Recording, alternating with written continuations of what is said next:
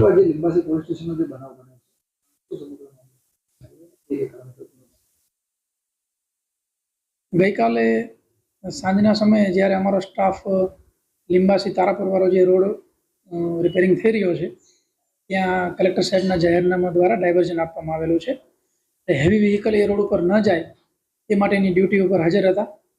એ દરમિયાન વાલોતરી ગામનો જે મફો ભરવાડ છે એ પોતાની મહિન્દ્રા થાર કાર લઈ અને ત્યાંથી નીકળ્યા અને પોલીસ જોડે ભારે વાહનોને જવા દેવા માટે કોઈ પણ કારણ વિના રકઝક કરતા હતા અને પોલીસ જોડે ખરાબ શબ્દો અને ખરાબ ભાષામાં ગાળાગાળી કરી અને પોલીસની ફરજમાં અડચણ કરેલી.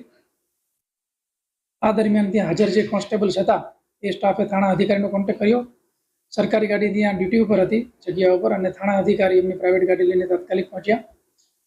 ત્યારે ગયા ત્યારે વ્યક્તિ ઓલરેડી માથાકૂટ કરી રહ્યા હતા એટલે એની ગાડીની બંને બાજુ બ્લોક કરી, એક બાજુ પ્રાઇવેટ ગાડી એક બાજુ સરકારી ગાડી, અને આરોપીને ગાડીથી નીચે ઉતરવા માટે જણાવેલું, પરંતુ આરોપી ગાડીથી નીચે ઉતરતો નહોતો અને પોતાનો બકવાસ જે છે એ કન્ટિન્યુ ચાલુ રાખેલો.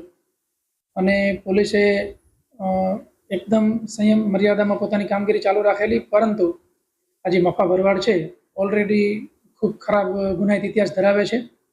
એણે પોતાની મહિન્દ્રા થાર ગાડી છે એના દ્વારા આગળ જે ગાડી હતી એને ટક્કર મારી અને નીકળી ગયા.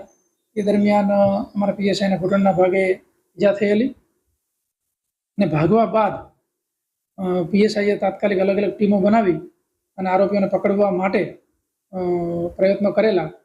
વાલોતરી ગામની જે સીમ છે ત્યાંથી અમારી એક ટીમે રાત્રે ગાડી સાથે 2 વ્યક્તિને પકડ્યા, પરંતુ આ જે ભરવાડ છે મફા ભરવાડ એણે પોતાના જાણીતા સંબંધીઓને 8-10 જણાને બોલાવી અને પોલીસ 4 હતા એટલે એમની પાસેથી આરોપીને છોડાવી લીધેલા અને એમને ઈજા પહોંચાડેલી. એટલે ટોટલ 2 ગુના દાખલ કરવામાં આવ્યા છે. અને જે આરોપીઓ છે એમાં 4 આરોપી એવા છે કે જે ઓલરેડી ગુનાહિત ઇતિહાસ ધરાવે છે. હાલમાં અમારી અલગ અલગ ટીમો સક્રિય છે. તમામ આરોપીને સત્વરે ઝડપી લેવામાં આવશે અને ખૂબ જ વ્યવસ્થિત તપાસ કરી અને આરોપીઓની વિરુદ્ધમાં કાર્યવાહી કરવામાં આવશે. અત્યારે અમારી ટીમો એક્ટિવ છે એટલે એક આરોપીને હેન્ડઓવર કરવામાં આવ્યા છે અને એમની પૂછપરછ ચાલુ છે.